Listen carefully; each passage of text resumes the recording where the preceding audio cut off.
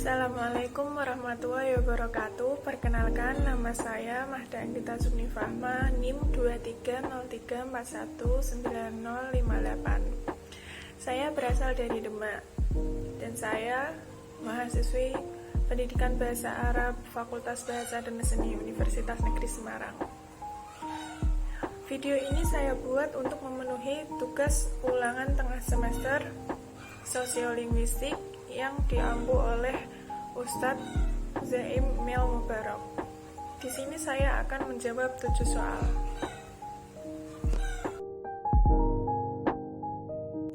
Sosiolinguistik adalah cabang linguistik yang mengkaji hubungan antara bahasa dan masyarakat penuturnya.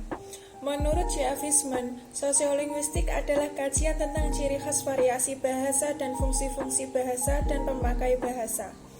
Ketika unsur selalu berinteraksi, berubah, dan saling mengubah satu sama lain dalam masyarakat. Cakupan sosiolinguistik akan semakin jelas jika dilihat hubungan sosiolinguistik dengan ilmu lain yang terkait seperti sosiolinguistik dengan sosiologi. Sosiolinguistik digunakan untuk membahas aspek-aspek kemasyarakatan, khususnya variasi yang terdapat dalam bahasa yang berkaitan dengan faktor-faktor kemasyarakatan atau sosial. Dengan demikian, hubungan antara sosiolinguistik dan sosiologi sangatlah erat. Sosiolinguistik dengan pragmatik, bahasa yang digunakan oleh masyarakat sehingga komunikasi menjadi lancar. Hal ini merupakan kajian sosiolinguistik.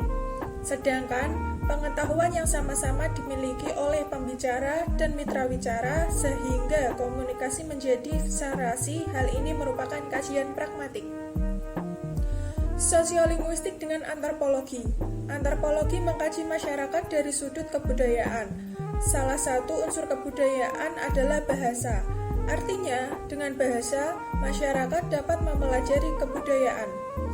Bagi antropologi, bahasa seringkali dianggap sebagai ciri penting bagi jati diri sekelompok orang berdasarkan etnik. Masyarakat dapat diklarifikasikan berdasarkan etniknya. Setiap etnik akan berkomunikasi dengan etnik lain. Bahasa apa yang akan digunakan oleh setiap etnik jika berkomunikasi dengan etnik lain itu merupakan kajian sosiolinguistik. Kelas sosial adalah perbedaan hierarkis atau stratifikasi antara insan atau kelompok manusia dalam masyarakat atau budaya. Kelas sosial adalah pembedaan penduduk atau masyarakat ke dalam kelas-kelas secara bertingkat, hierarkis, yang mana terjadinya pembedaan kelas dalam masyarakat tersebut didasarkan pada faktor ekonomi, pendidikan, pekerjaan, dan keterkaitan status atau jabatan seseorang anggota keluarga dengan status anggota keluarga yang lain. Bila mana jabatan kepala keluarga naik, maka status anggota keluarga yang lain ikut naik pula. Saya tinggal di daerah Kabupaten Demak. Tetangga dan orang-orang sekitar rumah saya berasal dari berbagai macam kelas sosial. Ada yang berasal dari kelas sosial tinggi, menengah, ataupun rendah. Jika orang-orang yang berada di kelas sosial tinggi berkumpul dan membicarakan suatu hal bersama orang-orang yang juga berkelas sosial tinggi, maka mereka akan menggunakan bahasa yang sesuai dengan kelas mereka. Sama halnya dengan orang-orang yang berada pada kelas menengah dan rendah. Namun jika mereka berasal dari kelas sosial tinggi, menengah, dan rendah berkumpul dan membicarakan sesuatu hal, maka mereka akan berbicara dengan bahasa yang umum yang dapat dimengerti oleh semua orang dan tidak terpacu oleh kelas sosial yang ada.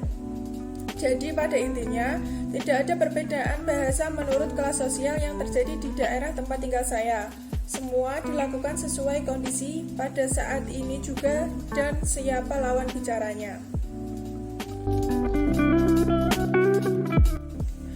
Dialek sosial adalah dialek yang dipakai oleh kelompok sosial tertentu atau yang memadai setara sosial tertentu, misalnya dialek remaja.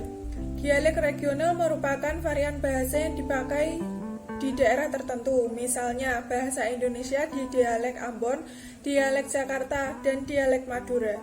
Bahasa adalah sistem lambang bunyi yang arbiter dan digunakan oleh anggota sesuatu masyarakat untuk bekerja sama, berinteraksi, dan mengidentifikasikan diri.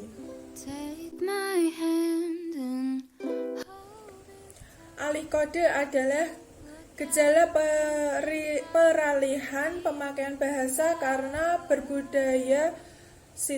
berubahnya situasi. Campur kode adalah pemakaian dua bahasa atau lebih dengan saling memasukkan unsur-unsur bahasa yang satu ke dalam yang lain secara konsisten.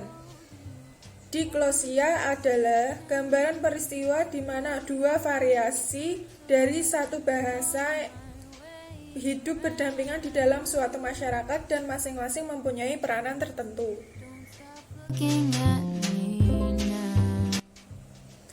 Ada perbedaan bahasa berdasarkan gender yang terjadi di daerah tempat tinggal saya. Gender sendiri merupakan perbedaan peran perempuan dan laki-laki yang dibentuk karena pemahaman yang tumbuh dan berkembang dalam masyarakat. Saat berinteraksi, orang-orang di tempat tinggal saya cenderung berkelompok sesuai gender. Yang perempuan berbicara dengan perempuan dan yang laki-laki berbicara dengan yang laki-laki.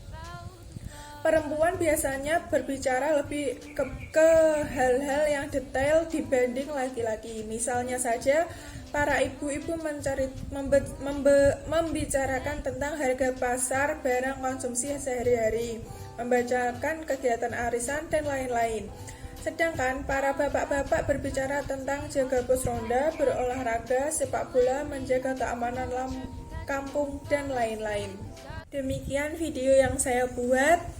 Terima kasih. Wassalamualaikum warahmatullahi wabarakatuh.